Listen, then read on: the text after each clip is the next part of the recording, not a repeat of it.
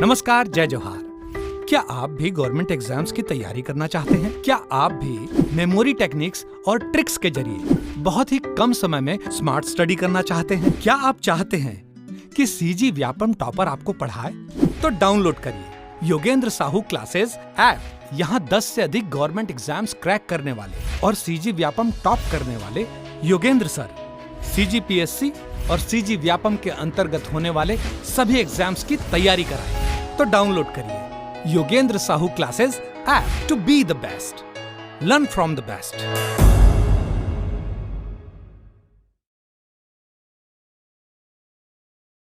कोई भी सपना साकार करने के लिए सबसे जरूरी है सही कोच का होना। चुनिए Yogendra Sahu classes first rank को और करे अपने सीजी व्यापम CGPSC का सपना साकार। Download the app now.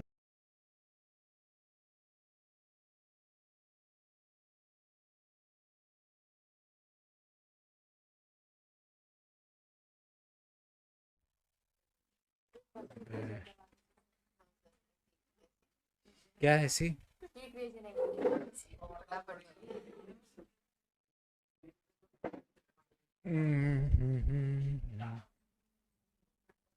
बताओ, कवर्धा वाला बताओ। कवर्धा का छिंदक नागवंश तो नहीं है? फनी नागवंश है। जोर से। मॉर्निंग देव। फिर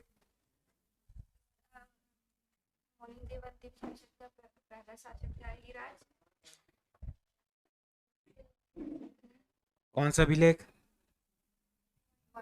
मड़वा महल। ठीक है, फिर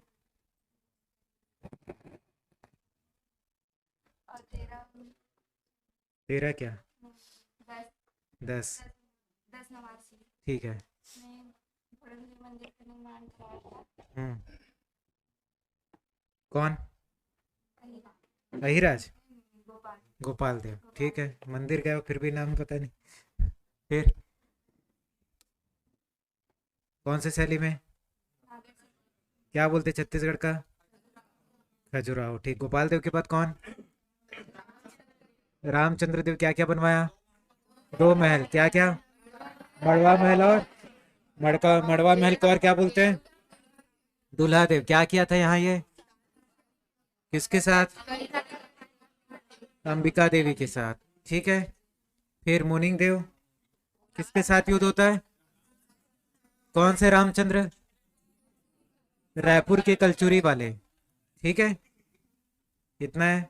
उसके बाद बताओ डिजाइन कौन? धर्मलाल। ठीक है। उसके बाद गेट, हाथी गेट। बस्तर के छिंदक नागवंश बताओ। ठीक है, बताओ आप। राजधानी चक्रगुप्त रहती है और ध्वज रहता है, सर्प रहता है। ध्वज सर्प रहता है कि ध्वज में सर्प रहता है? ठीक है। राज्य में भाग रहता है, इसके राजा रहते हैं नृपति भूषण, धारावर्ष, मधुरांतक, सोमेश्वर प्रथम, कन्हादेव प्रथम, जयसिंह, सोमेश्वर देव द्वितीय, नरसिंह देव, कन्हादेव द्वितीय और राष्ट्र हरिश्चंद्र। ठीक है, बताओ आप।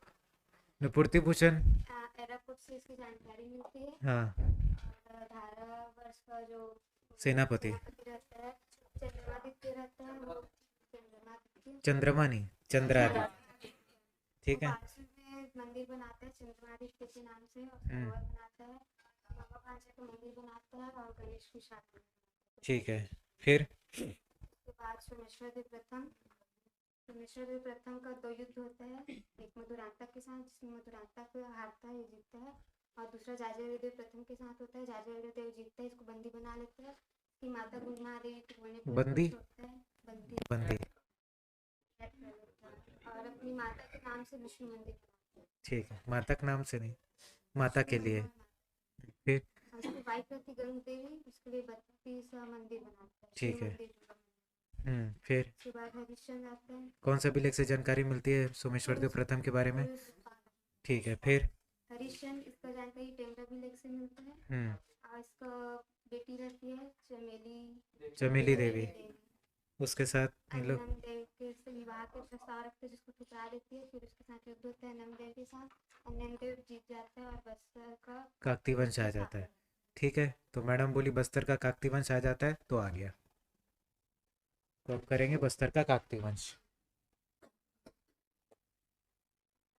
ठीक है भाई, इसको देख लोगे, यही है मध्यकालीन में आखिरी। तो इसी में थोड़ा मेहनत कर लो, फिर आपका पूरा छत्तीसगढ़ खत्म हो जाएगा ना।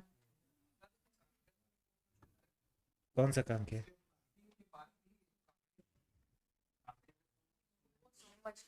सोमवंश तो हो गया है। हाँ, तो बस्तर के काकती वंश के बारे में देखो, इसका शासनकाल कब से कब तक चलता है? 1324 से लेके 1961 तक। याद रहेगा, 1324 से लेके 1961 तक बस्तर में सर्वाधिक समय तक शासन करने वाला वंश कौन है? काकती वंश। इतना याद रहेगा। तो कब से कब तक चलता है? 1324 से लेके 1961 तक। और बस्तर में सबसे लंबा शासन किसका रहता है? काकती वंश का। ठीक है, उसके बाद राजधानी, टोटल इनके शासनकाल में लोग 4 राजधानी बनाते हैं। 4 राजधानी में पहला रहता है मनधोता। क्या धोता? मनधोता। मनधोता को राजधानी कौन बनाया था? अन्नम देव। याद रहेगा। उसके बाद रहता है चक्रकोट। चक्रकोट को कौन बनाया था? चक्रकोट और किसका था? सिंधक नागवंश का था।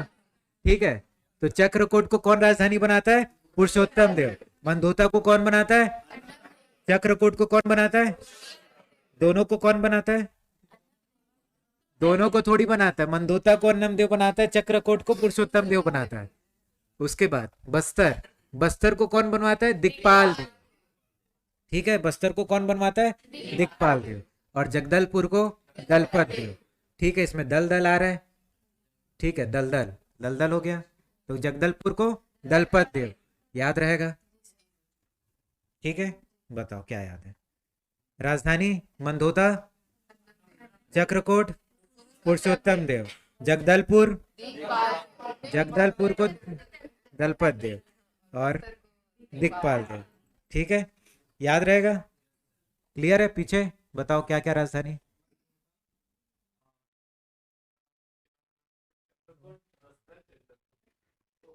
मनधोतक बनाता कौन है? अन्नम देव। ठीक है, फिर पुरुषोत्तम देव, फिर जगदलपुर को दलपत देव। उसके पहले बस्तर था, बस्तर को। ठीक है, याद रहेगा। पक्का? पक्का। ठीक है, आगे बढ़े। इनका शासन क्षेत्र बस्तर रहेगा। कुल देवी रहती है दंतेश्वरी देवी। ठीक है, कौन रहती है? दंतेश्वरी देवी। दंतेश्वरी माता मंदिर ऐसा सुने होगे कभी। ठीक है, गए हो आप लोग? बहुत जगह जाते हो यार, संडे संडे। ठीक है, राजाओं के नाम में याद करना होगा तो कर लेना। देखो कैसे याद करना है। तो उल्टी आ रहा है ये राजाओं का, लेकिन सही क्रम नहीं है ना। ठीक है, कौन राजा कुछ कुछ किया है उसके बारे में, लेकिन ये सही क्रम नहीं है। सही क्रम मन होगा तो याद कर लेना, क्योंकि इसमें टोटल 22 से 23 राजा मिलता है। हाँ, 22 से 23 ये है। हाँ, ठीक है, तो देखना। अन्नम देव है, अन्नम देव के बाद एक हमीर देव आता है, हमीर देव के बाद भैरम देव। ठीक है, उसके बाद आता है पुरुषोत्तम देव। तो अन्नम और पुरुष के बीच में 2 और राजा है। ठीक है, हमीर और भैरव देव। भैरा नहीं, भैरव।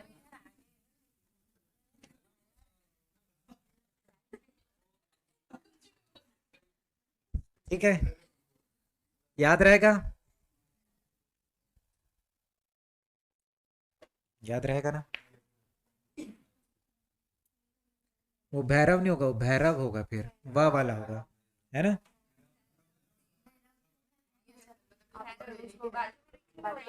हाँ, ये देखो लिखा है भैरव देव। ठीक है, चलो अब चालू करते हैं। हो गया, दांत निपोल लिए। अब देखो तो पहला जो राजा है वो कौन है? अन्नम देव। अन्नम देव का युद्ध किसके साथ होता है? हरिश्चंद्र देव। हरिश्चंद्र देव कहाँ का राजा रहता है? बस्तर के छिंदक नागवंश का आखिरी राजा रहता है। हरिश्चंद्र देव की बेटी का नाम क्या रहता है? चमेली देवी रहता है। पहला राजा इसका कौन? अन्नम देव। ठीक है। अन्नम देव के बारे में जो जानकारी मिलती है वो दंतेवाड़ा अभिलेख से मिलती है। ठीक है। तो अन्नम देव के बारे में जो जानकारी मिलती है वो दंतेवाड़ा अभिलेख से मिलती है। क्लियर है इतना? अब ये राजधानी किसको बनाता है? मंधोता को बनाता है। राजधानी किसको बनाता है? मंधोता को बनाता है। क्लियर है? काकती वंश का संस्थापक कौन है? अन्नम देव। तो इसके बारे में क्या याद रखना है? अन्नम देव कौन है? काकती वंश का संस्थापक है। राजधानी किसको बनाया? मंधोता को बनाया। जानकारी कहां से मिलती है? दंतेवाड़ा अभिलेख से मिलती है। और एक मंदिर का निर्माण करवाया था जिसका नाम है दंतेश्वरी मंदिर। तो दंतेश्वरी मंदिर का निर्माण कौन करवाया है? तो अन्नम देव करवाया है। ठीक है। अब ऐसा कहा जाता है कि अन्नम देव को रात में एक सपना आता है। ठीक है। रात में एक सपना आता है और सपने में आती है माता। माता का नाम दंतेश्वरी। ठीक है। तो माता ने इनसे कहा था कि आप सुबह उठिएगा और सुबह उठ के जितना दूर आप चलोगे उतना जमीन आपका, लेकिन एक कंडीशन है, पीछे मुड़ के मत देखना। ठीक है। और पीछे पीछे मैं चलते रहूंगी, जहां तू पीछे मुड़ के देखा मैं वहीं पर स्थापित हो जाऊंगी। तो अन्नम देव ऐसी करता है, सुबह उठता है, चलते रहता है, चलते रहता है और पीछे माता भी चलते रहती है। पायल का आवाज आते रहता है, छन छन।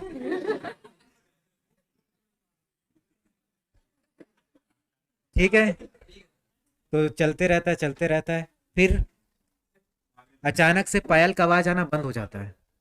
क्यों? क्योंकि अब जो थोड़ा रेतीला टाइप का इलाका आ जाता है, रेतीला या पानी वाला, तो तो पायल का आवाज आना बंद हो जाता है। फिर ये देखता है कहीं माता चल तो नहीं दिसे, तो पीछे मुड़ के देखता है तो वहीं पर माता स्थापित हो जाती है। और वहीं पर नदी है डंकनी और शंखनी। तो डंकनी और शंखनी के ही पास में कौन सा मंदिर है अपना? दंतेश्वरी मंदिर। याद रहेगा। सबसे प्रदूषित नदी बोलते हैं अपन शंखनी को। ठीक है। उसका पानी कभी मत पीना। नहाते हो? ठीक है। आप मत नहाना, तो जितना पढ़े रहोगे सब भुला जाओगे। याद रहेगा। तो अन्नम देव ने कौन से मंदिर का निर्माण करवाया है? दंतेश्वरी मंदिर का निर्माण करवाया है। अन्नम देव के बारे में और क्या पढ़े? काकती वंश का संस्थापक है। दंतेवाड़ा अभिलेख से जानकारी मिलती है। राजधानी मंधोता है। और मंदिर कहां पर है? मंदिर कहां पर है? डंकनी संकनी के संगम पर। याद है? याद रहेगा। ठीक है। जाने का मन हो तो कभी चल देना। उसके बाद एक राजा आता है हमीर देव। हमीर देव के बाद एक राजा आता है भैरव देव। ठीक है। यहां लिखा है ना भैरव देव। भैरव भैरव देव की एक वाइफ रहती है। ठीक है। भैरव देव की वाइफ का नाम है मेघावती। ठीक है। भैरव देव की वाइफ का नाम क्या रहता है? मेघावती। भैरव देव की वाइफ का नाम। ठीक है। भैरव देव की वाइफ का नाम मेघावती। ये आखेट और युद्ध में निपुण रहती है। आखेट मतलब शिकार करना। ठीक है। तो इसको शिकार करना भी आता है, युद्ध करना भी आता है। ठीक है। तो आखेट और शिकार में निपुण रहती है। कौन? मेघावती। किसकी वाइफ? भैरव देव की। अब बस्तर में ये मेघावती के नाम से, तो बस्तर में मेघावती साड़ी फेमस है। ठीक है। आप लोग गए थे तो पहने, मतलब देखे नहीं? तो बस्तर में मेघावती साड़ी फेमस है। ठीक है। तो ऐसा लिख लेना, बस्तर में मेघावती साड़ी फेमस है। ठीक है। जो भी महिलाएं हैं जाके देख सकते हैं। ठीक है सर, उधर क्लियर हो रहा है अपना?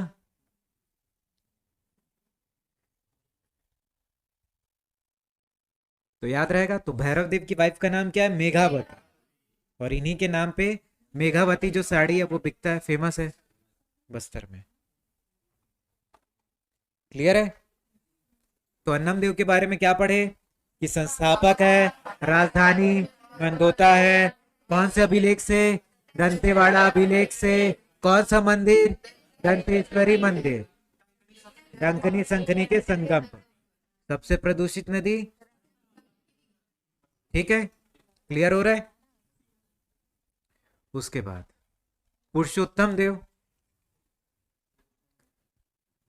ठीक है, पुरुषोत्तम देव के बारे में ये कहा जाता है कि ये बस्तर से लेटते लेटते कहाँ गया? पुरी जगन्नाथ। ऐसा कई लोग का रहता है ना, मन्नत लेटते लेटते जाते हैं, तो ऐसा कहा जाता है कि ये बस्तर से लेटते लेटते कहाँ गया? पुरी जगन्नाथ। जगन्नाथ भगवान का उपासक रहता है ये। तो जब लेटते लेटते आता है तो वहां का राजा, पुरी का राजा देखता है, खुश होता है कि कौन है भाई, कौन है वो राजा जो लेटते लेटते आया। तो उसको देखने जाता है और उसको बोलता है कि लेटते लेटते ताय हंस, लेटते लेटते जाबे जान। तो उसको देता है रथ। ठीक है, और रथ में रहता है 16 पहिया। तो 16 पहियों वाला रथ किसको देता है? पुरुषोत्तम देव को। और उसको उपाधि देता है रथपति की। ठीक है, उसको उपाधि देता है रथपति की, और उसको 16 पहियों वाला रथ देता है किसको? पुरुषोत्तम देव को। पुरुषोत्तम देव उसको बस्तर में लेके आता है और चालू करता है क्या? रथ यात्रा। ठीक है, जिसको गुंजा पर्व भी बोलते हैं। ठीक है, तो बस्तर में रथ यात्रा का शुरुआत कौन किया? पुरुषोत्तम देव किया। ठीक है, रथ में क्या लगे रहता है? चक्का।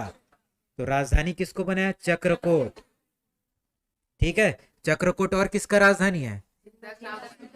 कौन स्थापना किया? छिंदक नाग वंश। ठीक है, याद रहेगा।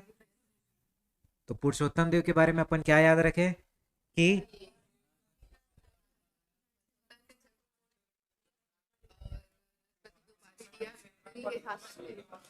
ठीक है, तो पुरुषोत्तम देव राजधानी चेंज कर लिया। पहले राजधानी क्या थी? मंदोता। अब राजधानी है चक्रकोट। मंदोता को राजधानी अन्नम देव ने किया था, चक्रकोट को राजधानी पुरुषोत्तम देव ने किया।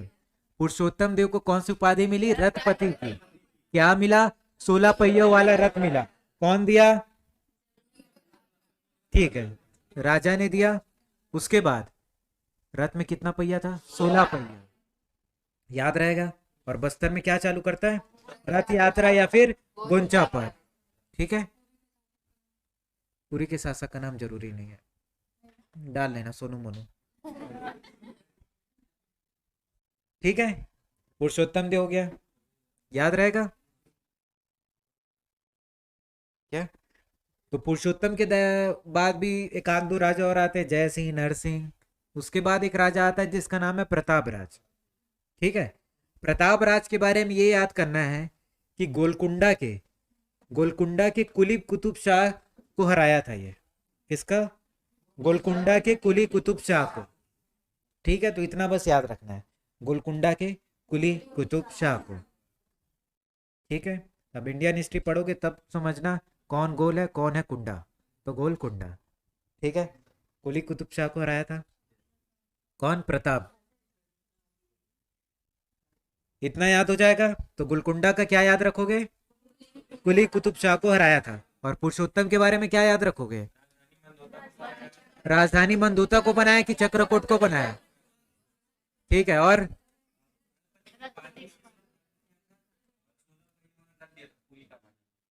ठीक है, और ये रख लिया था।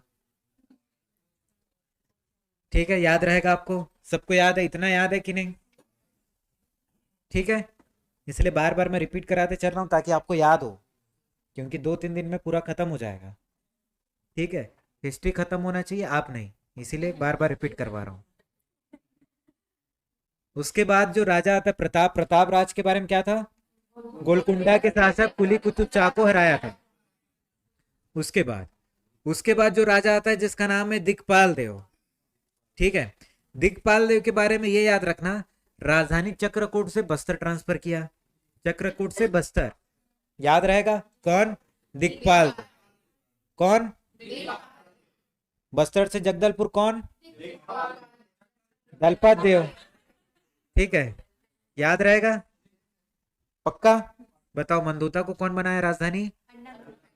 अन्नम देव। उसके बाद चक्रकोट को, जगदलपुर को दलपत देव, और बस्तर को दिक्पाल देव। ठीक है, इतना याद रहेगा। ठीक है, 16 पहियों वाला रथ उरी उरी नहीं, पुरुषोत्तम देव के पास है।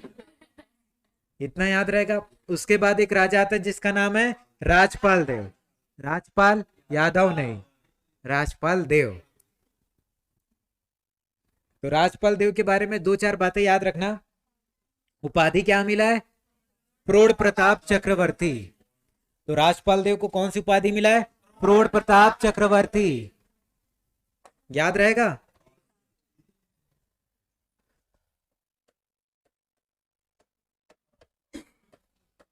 राजपाल देव उपाधि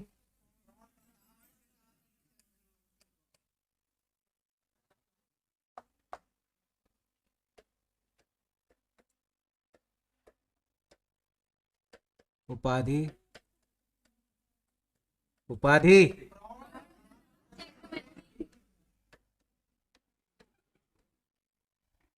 ठीक है, याद रहेगा। अब ये इसकी दो वाइफ रहती है ना, ठीक है, दो वाइफ रहती है इसकी, चंदेलिन और बघेलिन। ठीक है, इसकी दो वाइफ रहती है। इसकी दो वाइफ, आपकी नहीं, इसकी राजपाल की। एक चंदेलिन नाम रहता है, एक बघेलिन नाम रहता है। चंदेलिन और बघेलिन से इसको टोटल 3 पुत्र प्राप्त होते हैं। ठीक है, हाँ?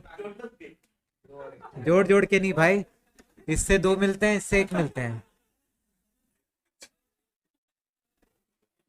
ठीक है, जोड़ जोड़ के क्या,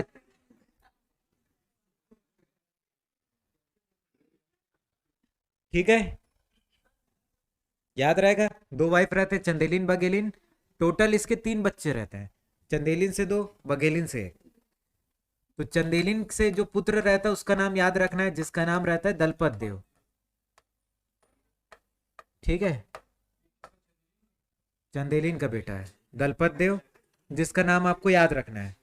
ठीक है, बाकी इसके कितने पुत्र रहते हैं वो याद रखना जरूरी नहीं है, कितने वाइफ रहते हैं वो याद रखना जरूरी नहीं है।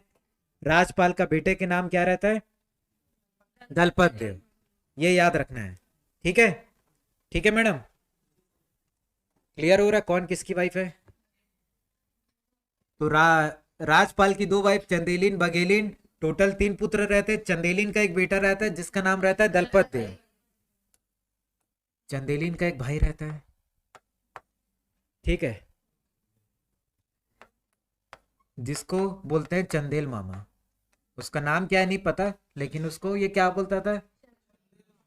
चंदेलिन का भाई है तो चंदेल मामा। लेकिन ये मामा उतना अच्छा नहीं रहता।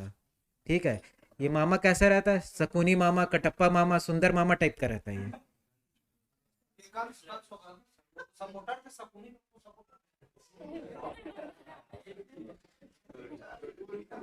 सपोर्ट कर करके ही तो अपने भांजे को मरवा दिया।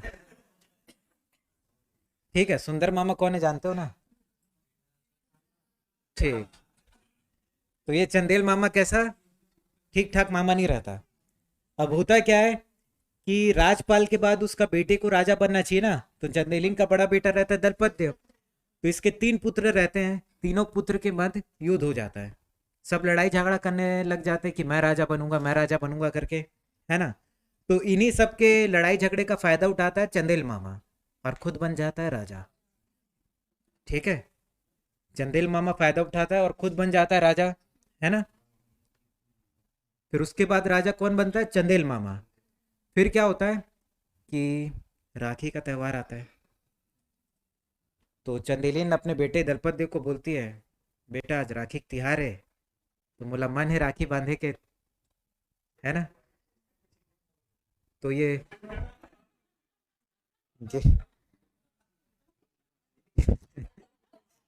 कहानी सुनो भाई। तो चंदेलिन को मन होता है कि आज राखी का त्योहार है, मोला अपन भाई ले राखी बांधना है। सुरता आवा थे काकर भाई के। ठीक है, तो अपने बेटे को बोलती है कि बेटा ये ले राखी पहुंचा दे बेका। तो बोलते हाँ माँ ले पहुंचा दूँ। तो लेके जाता है राखी, किसके पास? चंदेल मामा के पास। राखी देता है और चाकू गोप देता है, और चंदेल मामा का किस्सा वहीं खत्म। ठीक है, तो अब राजा कौन बन जाएगा? दलपत देव। ठीक है, राखी की आड़ में। ठीक है, तो अब कौन बनेगा राजा? दलपत देव। याद रहेगा। तो अब राजा बन गया कौन? दलपत देव। और दलपत देव के ही टाइम में क्या हो गया? तो मराठों का एक सेनापति रहता है। तो मराठों का एक सेनापति रहता है जिसका नाम रहता है नीलूपंत। नीलूपंत क्या करता है? दलपत देव के ऊपर आक्रमण कर देता है। ठीक है, और दलपत देव उसको हरा देता है। किसको? नीलूपंत को। तो अब दलपत देव को ये डर रहता है कि भाई नीलूपंत हार गया, लेकिन वो चुप नहीं बैठेगा, वो फिर से वापस आएगा। तो उसके डर में वो क्या करता है? अपनी राजधानी बदल लेता है और अपनी राजधानी जगदलपुर को बना लेता है। ठीक है, तो राजधानी क्या हो जाएगा अब? जगदलपुर। बस्तर से जगदलपुर ट्रांसफर कर लिया। क्लियर है इतना? अब दलपत देव एक झील का निर्माण करवाता है जिसका नाम है दलपत सागर झील। ठीक है, और छत्तीसगढ़ का सबसे बड़ा झील है ये दलपत सागर झील। क्लियर है? इतना याद रहेगा। तो इसके बारे में क्या क्या याद रखना है कि मराठा का सेनापति नीलूपंत ने आक्रमण किया था, उसको ये हरा देता है, लेकिन वो फिर से आक्रमण करेगा, उस डर में अपना राजधानी बदल देता है, बस्तर से जगदलपुर कर देता है। क्लियर है? और क्या बनाता है ये? दलपत सागर झील बनवाता है, छत्तीसगढ़ का सबसे बड़ा झील।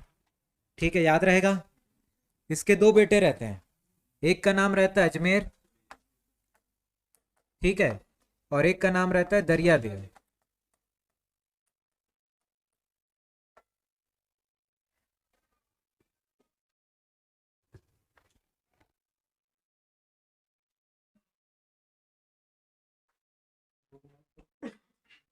ठीक है, याद रहेगा इतना।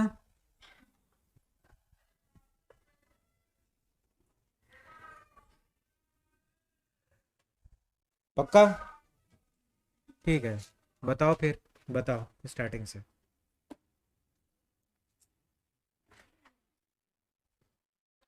ठीक है, आप बताओ। सबसे पहले इसमें काफी वर्ष में देखते हैं तो इसमें 4 राजधानी बनता है। अन्नम देव जो है वो मंदोता को राजधानी बनाता है, फिर मंदोता से चक्रकोट ट्रांसफर करता है ये पुरुषोत्तम देव, और उसके बाद दिगपाल देव जो है वो बस्तर को राजधानी बनाता है, और एक है दलपत देव जो जगदलपुर को राजधानी बनाता है। तो सबसे पहले इसमें देखते हैं अन्नम देव के बारे में। इसकी राजधानी होती है जगदलपुर, मंदोता। और ये जो है दंतेश्वरी माता का मंदिर बनवाता है, और जो कि वो मंदिर जो है वो संगमी नदी के संगम पर स्थित होता है, और इसका जो है दंतेवाड़ा अभिलेख से प्राप्त होता है, इसकी जो भी जानकारी हो। और उसके बाद आता है भैरव। भैरव देव की वाइफ रहती है मेघावती, मेघावती, और बस्तर में मेघावती साड़ी फेमस है। लियो। पैटर्न पहनी हूँ महाराष्ट्र का। अच्छा, और इसके बाद आता है पुरुषोत्तम देव के बारे में। तो जो पुरुषोत्तम देव है वो मंदोता से राजधानी यहाँ चक्रकोट कर लेता है,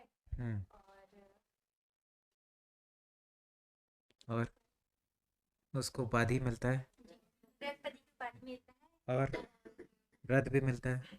कितना पहिया रहता है? 16 पहिया। ठीक है, बस्तर में क्या पर्व चलाता है? ठीक है, जिसको रथ यात्रा भी बोलते हैं। ठीक है, इतना याद है। ठीक, इसके आगे का किसी से भी मैं पूछ सकता हूँ ना। उसके बाद अजमेर सिंह और दरियादेव। ठीक है, अब दलपत देव के दो बेटे रहते, एक अजमेर सिंह और एक दरियादेव। अब होता है क्या है कि इनके मध्य भी राजा बनने के लिए लड़ाई हो जाता है। ठीक है, अजमेर और दरियादेव के बीच में, इन दोनों के बीच में युद्ध हो जाता है छोटा मोटा, जिसमें अजमेर उसको कुट देता है। किसको? दरियादेव को, और अपना राजा बन जाता है। ठीक है, अजमेर बहुत अच्छा व्यक्ति रहता है, अजमेर राजा बन गया। अब होता क्या है कि दरियादेव हार चुका रहता है, गुस्से में रहता है, तो गुस्से में रहता है, जाता है उड़ीसा। उड़ीसा के जयपुर में एक राजा रहता है विक्रम देव, जो दरियादेव का दोस्त रहता है। ठीक है, उससे जाता है, मदद मांगता है कि मोर बड़े भाई राजा बन गए, अब मेरे को बनना है, ऐसा करके। तो विक्रम देव बोलता है कि हम अकेले नहीं हरा पाएंगे, हमको अंग्रेज और मराठों की मदद लेने पड़ेगी अजमेर देव को हराने के लिए। ठीक है, तो ये अंग्रेज और मराठों की मदद लेते हैं और किसको हरा देते हैं? अजमेर को। अजमेर को हरा देते हैं, अजमेर हट गया। अजमेर फिर जाता है कहाँ पर? कुंडा गांव में एक जगह है डोंगर, डोंगर में जाता है। ठीक है, और डोंगर में आदिवासी लोग रहते हैं, उस आदिवासी को हल्बा जनजाति के लोग बोलते हैं। ठीक है, तो अजमेर अब वहाँ उनके साथ रहने लगता है, उनके साथ रह के एक फौज खड़ा करता है। ठीक है, उनके साथ एक फौज खड़ा करता है और उन लोग अपना नेता किसको बनाते हैं? अजमेर को। ठीक है, फिर अजमेर से कहाँ जाता है? दरियादेव के ऊपर आक्रमण कर देता है और उसको हटा देता है और खुद राजा बन जाता है। फिर दरियादेव फिर थोड़ा गुस्सा हो गया, फिर किसके पास जाएगा? विक्रमदेव के पास, अपने दोस्त के पास। विक्रमदेव फिर बोलता है कि अकेले तो नहीं हरा पाएंगे, मराठा और अंग्रेज का साथ चाहिए अपने को। फिर इन लोग जाते हैं मराठा और अंग्रेज से मदद मांगने। मराठा और अंग्रेज क्या बोलते हैं? फ्री में मदद नहीं करेंगे, एक बार कर दिए दूसरी बार नहीं करेंगे। ठीक है, तो इन लोगों के बीच में एक संधि होती है, उस संधि को बोलते हैं कोटपाल की संधि। ठीक है, कोटपाल की संधि में क्या बोला गया था कि अगर अपन अजमेर को हरा देते हैं तो विक्रम देव को तू जमींदारी देगा कोटपाल की। ठीक है, अब वो दोस्त तक फोकट में जाएगा नहीं, बोलता है कोटपाल का जो जमींदारी है मेरे को मिलना चाहिए। कौन बोलता है? विक्रम देव। उसके बाद अंग्रेज और मराठा लोग बोलते हैं कि अपने को तू हर साल पैसा देगा, हर साल पैसा देगा, ऐसा करके। ठीक है, तो इन लोग कहाँ जाते हैं फिर? अजमेर के ऊपर आक्रमण करने। और ये तो पता है ना, इनके पास ज़्यादा एकदम आधुनिक हथियार रहता है, अंग्रेजों के पास, मराठों के पास उन लोग से ज़्यादा ही अच्छा हथियार रहता है। तो सारे आदिवासियों को काट काट के मार देते हैं। ठीक है, सो सैड। अब बन गया कौन राजा? दरियादेव। तो अजमेर के बाद कौन आएगा? दरियादेव। अब जो अजमेर कहाँ गया था बीच में? डोंगर गांव में गया था, आदिवासियों का मिलके एक फौज बनाया था, है ना। और उस आदिवासी लोग हल्बा जनजाति के थे, तो ये इसी को क्या बोलते हैं? हल्बा विद्रोह बोलते हैं। ठीक है, हल्बा विद्रोह बोलते हैं। पहला जनजाति विद्रोह है हल्बा विद्रोह, क्योंकि हल्बा लोगों को लेके ग्रुप बनाया था ना, और इसका नेता कौन रहेगा? अजमेर सिंह। तो आपका हल्बा विद्रोह भी हो गया। तो अजमेर सिंह को क्या बोलते हैं? बस्तर क्षेत्र में क्रांति का मसीहा कहा जाता है। ठीक है, क्योंकि ये एक तरीके से बहुत अच्छा इंसान रहता है, आदिवासियों का हमेशा साथ देता है, शोषण से मुक्त करवाता है। इतना याद रहेगा। और क्या लिखा? दरियादेव ने ब्रिटिश अधिकारियों व मराठों के साथ षड्यंत्र रचकर अजमेर पर आक्रमण किया। अब कोटपाल की संधि में क्या हुई थी कि कोटपाल का जगह किसको देगा? विक्रमदेव को, और मराठों को हर साल पैसा देगा। ये संधि हुई थी? हुई थी ये संधि? हुई थी ना। ठीक है, याद रहेगा।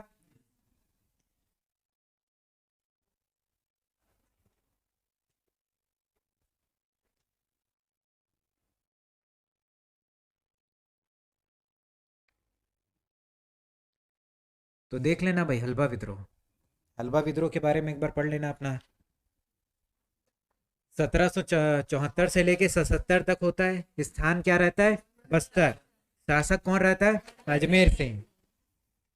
नेतृत्व करता अजमेर सिंह। कारण अजमेर सिंह और दरियादेव के मध्य उत्तराधिकारी का युद्ध। 1777 में अजमेर सिंह की मृत्यु के बाद पूरा हल्बा विद्रोह को समाप्त कर दिया गया। ठीक है, यह विद्रोह काकती वंश के पतन के लिए उत्तरदायी था। काकती वंश का पतन का समय यहीं से चालू। अब क्यों उन लोग मराठे के अधीन हो जाते हैं ना इसके बाद से, तो दरियादेव के टाइम से उन लोग मराठे के अधीन हो जाते हैं, पहले स्वतंत्र थे। यह विद्रोह अंग्रेज और मराठों के खिलाफ पहला विद्रोह था। ठीक है, इसी को पहला जनजाति विद्रोह भी बोलते हैं अपन। ठीक है, किसको? हल्बा विद्रोह। तो प्रश्न पूछेगा पहला जनजाति विद्रोह, हल्बा विद्रोह। हल्बा विद्रोह का नेता अजमेर सिंह, नेतृत्व करता अजमेर सिंह। क्यों युद्ध हुआ? दरियादेव और अजमेर सिंह के बीच में उत्तराधिकारी का युद्ध हुआ। कहाँ हुआ? बस्तर में हुआ। ठीक है, याद रहेगा। क्लियर है? ठीक है।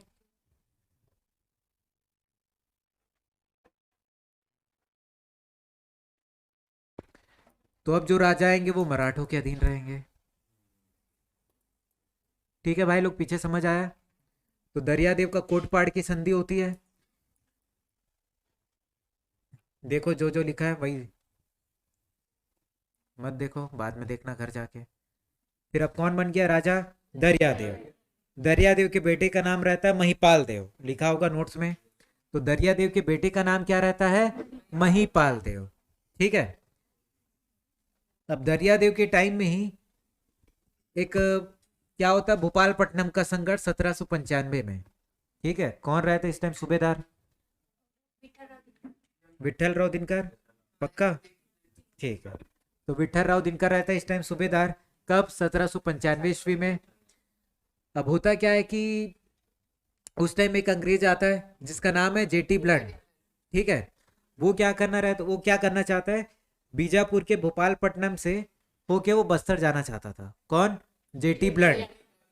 ठीक है। बीजापुर के भोपालपट्टनम से होके बस्तर जाना चाहता था, लेकिन आदिवासियों द्वारा उसको रोक दिया जाता है कि तू अंदर नहीं जाएगा, ऐसा करके। लेकिन वो क्या बोलता है? मैं अंदर जाएगा। ठीक है। आदिवासी बोलते तू अंदर नहीं जाएगा। वो 17-18 दिन तक वेट भी करते रहता है अंदर जाने के लिए, लेकिन उसको अंदर जाने नहीं दिया जाता। फिर वो उदास होकर अपना वापस लौट जाता है। और इसी को क्या बोलते थे? भोपालपट्टनम का संघर्ष, जो कब हुआ है? 1795 में हुआ है। राजा कौन था? दरियादेव था। सूबेदार कौन बोलने से? विठल। तो पहला वाला सूबेदार कौन? ठीक है, महिपत। महिपत के बाद विठल। याद है सूबेदार? पक्का है? याद है?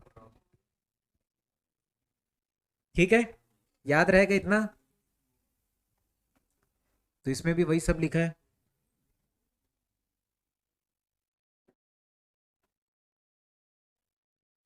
उसके बाद महिपाल देव। महिपाल देव किसका लड़का है? दरियादेव का है। ठीक है।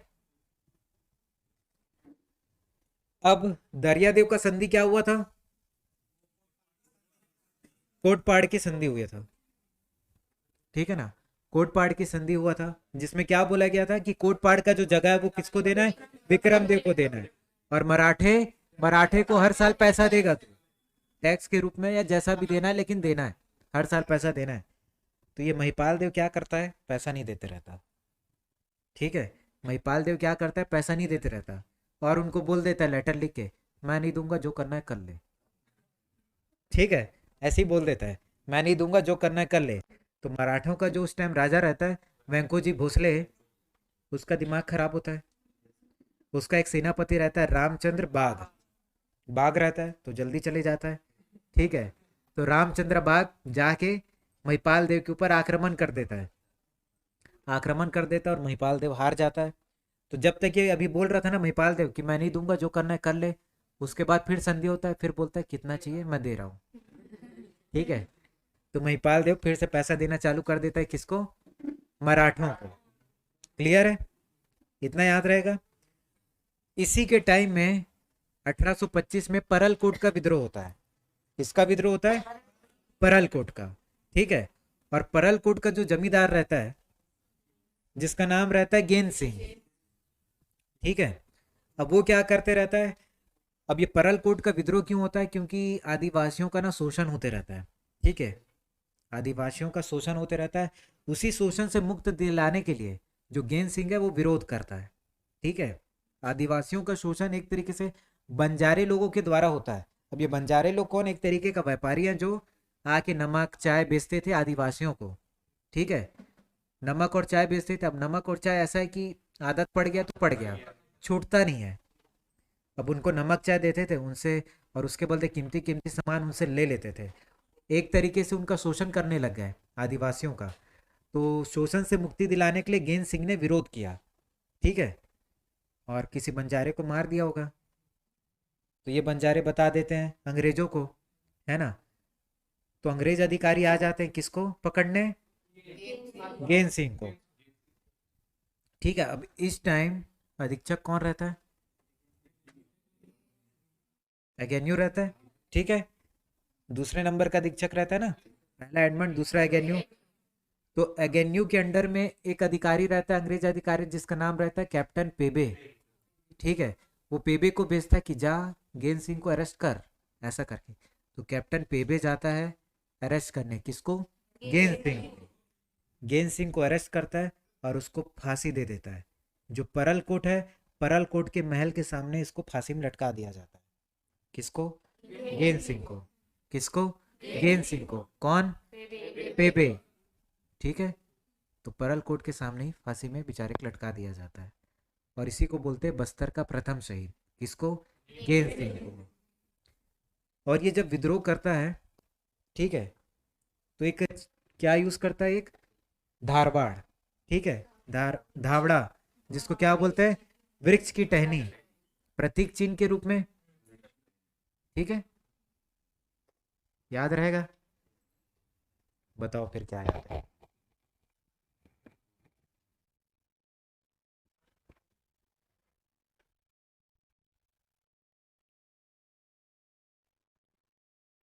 क्या हो गया? इतना रिपीट कर दूं ज्यादा हो जा रहा है? ज्यादा नहीं हो रहा है?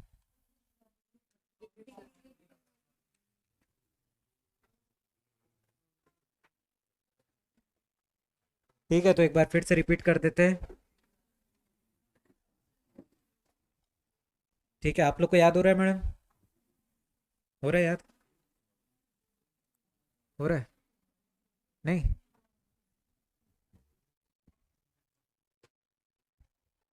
क्या हो गया?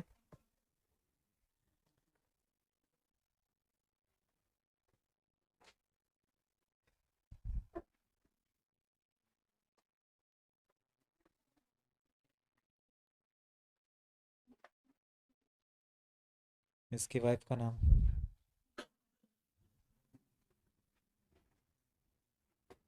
ठीक है, तो काकती वंश के बारे में सुन लो एक बार, ठीक है, नहीं तो ये होते जाएगा और फिर होते ही जाएगा। इतना ठीक है ना आज के लिए? इतना तो कल इसको कोशिश करना, पढ़ के आना। कोशिश नहीं भाई, पढ़ ही के आना। ठीक है, कल संडे है, रखना है क्लास?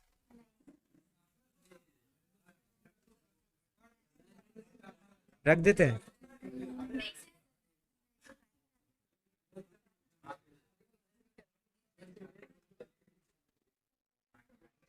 ठीक है, देखते हैं कल। हाँ, ठीक है, पहले इसका सुन लो फिर देखते हैं।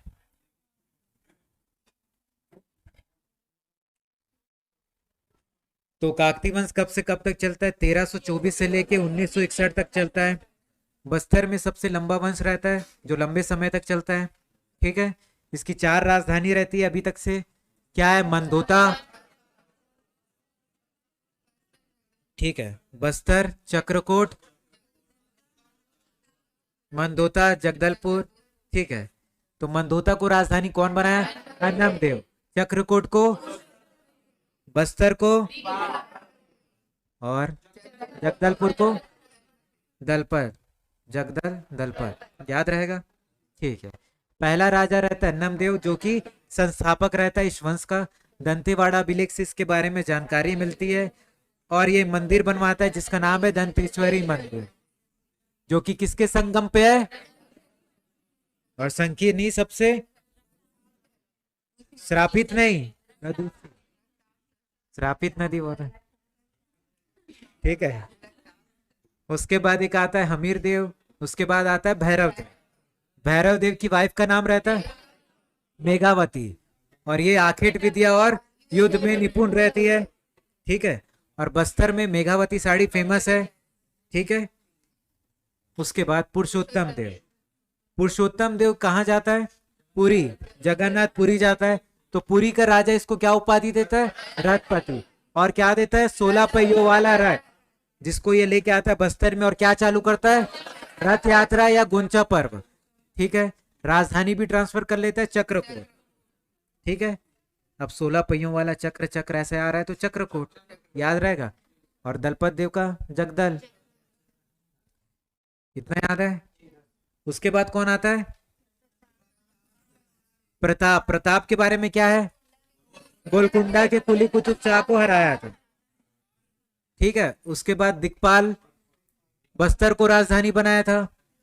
उसके बाद राजपाल, राजपाल को कौन सी उपाधि मिली? प्रोढ़ प्रताप चक्रवर्ती की उपाधि मिली। इसकी दो वाइफ थी, चंदेलिन और बघेलिन। दो वाइफ से 3 बेटे, जिसमें से चंदेलिन के बेटे का नाम दलपत देव, चंदेलिन के भाई का नाम, राजपाल के साले का नाम, ठीक है, दलपत के मामा का नाम चंदेल मामा। याद रहेगा कैसा मामा है? चाचा नहीं है ना, मामा है ये, ठीक है, भरोसे वाले मामा। उसके बाद क्या किया रहता है? इन दोनों के बीच में लड़ाई होता है, जिसमें राजा कौन बन जाता है बीच में फायदा उठा के? चंदेल मामा। और राखी के तिहार में चंदेल मामा का अंत हो जाता है। ठीक है, दलपत देव निपटा देता है। फिर राजा कौन बनेगा? दलपत देव। दलपत देव राजधानी किसको बनाता है? जगदलपुर को। क्यों बनाता है? नीलूपंत के आक्रमण के डर से। ठीक है, पहले आक्रमण होता है, दलपत देव हराता है, फिर नीलूपंत के डर से जगदलपुर को बना लेता है। दलपत देव और क्या बनाता है? दलपत सागर झील, छत्तीसगढ़ में वर्तमान में सबसे बड़ा झील। ठीक है, क्लियर है। दलपत देव के 2 बेटे, अजमेर और दरियादेव। अजमेर और दरियादेव के बीच में युद्ध हो जाता है। ठीक है, आ रहा है समझ में? और इसी टाइम कौन सा विद्रोह होता है? हल्बा विद्रोह, 1774 से लेके 77 तक। हल्बा विद्रोह का नेता कौन? अजमेर सिंह। हल्बा विद्रोह क्यों बोलते हैं?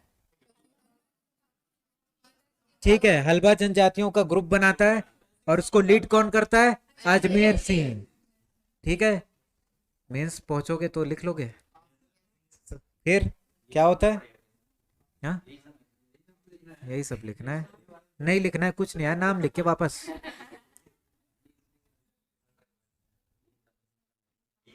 ठीक है, इतना समझ आया कि नहीं?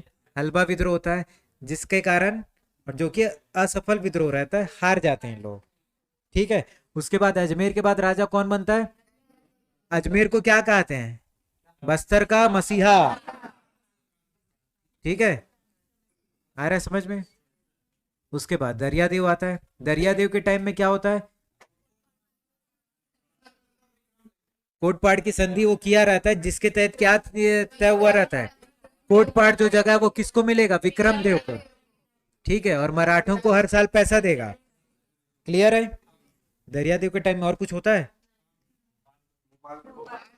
भोपालपट्टनम का संघर्ष होता है, जिसके तहत कौन आता है? JP blunt. समझे भाई? क्या है जेपी ब्लंट? कोई भी है ब्लंट है? उसके बाद सूबेदार कौन रहता है जेपी ब्लंट के टाइम? कौन? तो पहला सूबेदार कौन? ठीक है, और उसके बाद महिपत के बाद तो विट्ठल आया। ठीक है, हो गया। तो ये कौन था? दरियादेव था ना। दरियादेव के बाद कौन आएगा? महिपाल देव, जो किसका बेटा था? दरियादेव का बेटा था महिपाल देव। महिपाल देव क्या बोल देता है मराठों को कि मैं पैसा नहीं दूंगा। ठीक है, तो उस टाइम राजा कौन रहता है? वेंकोजी भोसले। उसका जो सेनापति रहता है जिसका नाम है रामचंद्र बाग। रामचंद्र बाग को भेज देता है बस्तर, है ना। फिर क्या बोलता है महिपाल देव कि अब मैं दूंगा। ठीक है, और इसी के टाइम में परलकोट का विद्रोह होता है। ठीक है, परलकोट का जब विद्रोह होता है तब अधीक्षक कौन रहता है? एगेन्यू रहता है। तो पहला अधीक्षक कौन? तो तीसरा हंटर। हंटर के बाद सेंडिस। तो एगेन्यू अधीक्षक रहता है। हो गया भाई। तो परलकोट का नेतृत्व कौन करता है? परलकोट के विद्रोह का गेन सिंह। ठीक है, चिन्ह क्या रहता है? धावड़ा, जिसको क्या बोलते हैं? वृक्ष की टहनी, उसी को बोलते हैं धावड़ा। उसके बाद इसको फांसी की सजा किसके? कैप्टन पेबे। ठीक है, परलकोट महल के बाहर ही लटका दिया जाता है। बस्तर का प्रथम शहीद। ठीक है, याद रहेगा। और वी नारायण सिंह। ठीक है, वी नारायण सिंह के नाम से आज स्टेडियम है, वहीं पर आज मैच होगा, तो चल देना, 2 बजे से चालू है। ठीक है, तो आज के लिए इतना ही करें।